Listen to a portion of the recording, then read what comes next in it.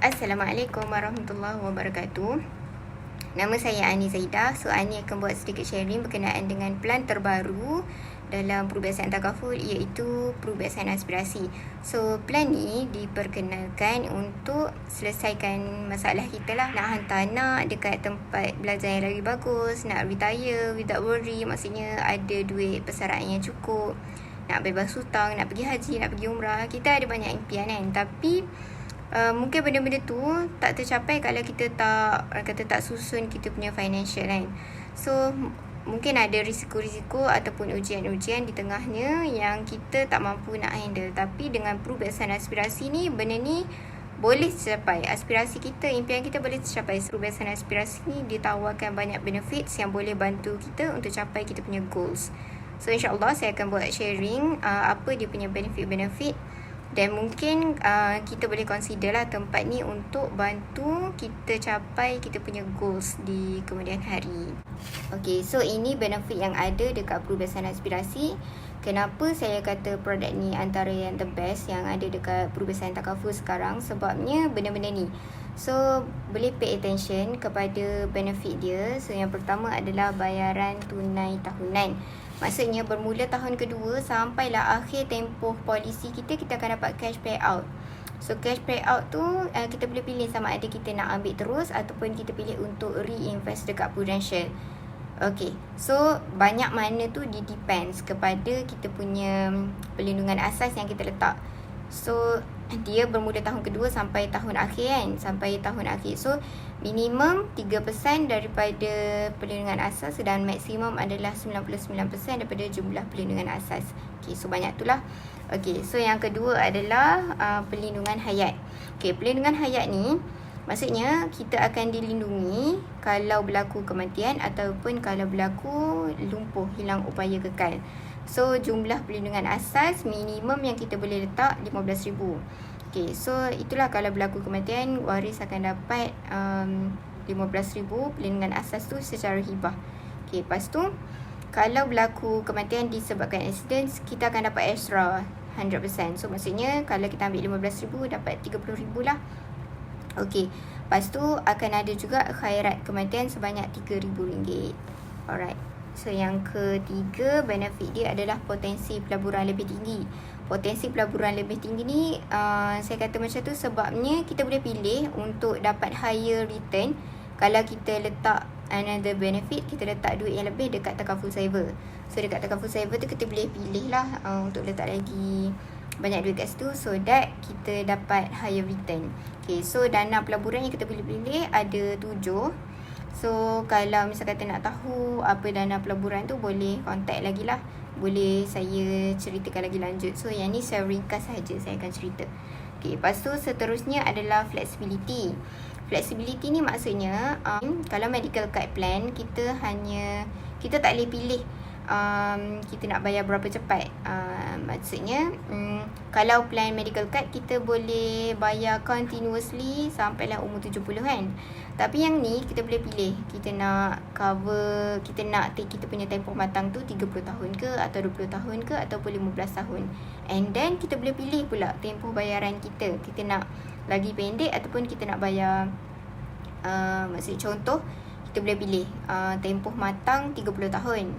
Okay, and then kita boleh pilih tempoh bayaran kita tu kita nak 20 tahun ke ataupun nak 10 tahun. Macam tu lah. So benda ni dia akan menentukan kita punya bayaran bulanan lah. Cuma nak katanya dia fleksibel, kita boleh pilih. Kalau macam contoh medical card tu tak boleh pilih kan dia punya bayaran. Kita kena bayar monthly macam biasa. Okay, lepas tu seterusnya kita ada bayaran pada tempoh matang. Maksudnya pada akhir tempoh polisi kita akan dapat maturity payout. So duit ni lah hasil pelaburan kita. Okay, lepas tu yang seterusnya adalah penerimaan dijamin. Maksudnya orang yang dah ada sakit pun boleh apply polisi ni. So worry not kalau dah ada application rejected ke mana-mana ke, boleh pilih. Boleh pilih untuk masuk plan ni, perubatan aspirasi. Setidak-tidaknya kita akan ada investment dan kita akan ada perlindungan asas kita punya hibah lah, yang berapa banyak yang kita nak tinggalkan kepada kita punya family, kepada kita punya waris. So ini benefit yang mungkin susah nak jumpa dekat tempat-tempat lain. So secara ringkasnya saya ulang balik, dia akan ada cash payout every year, and then dia akan ada perlindungan hayat, cover kalau berlaku kematian dan kalau berlaku lumpuh. And then polisi ni boleh lagi tinggi investment return kalau kita pilih untuk letak lagi duit dekat takaful saver, and then dia fleksibel, kita boleh pilih tempoh bayaran dan kita boleh pilih berapa panjang tempoh matang yang kita nak.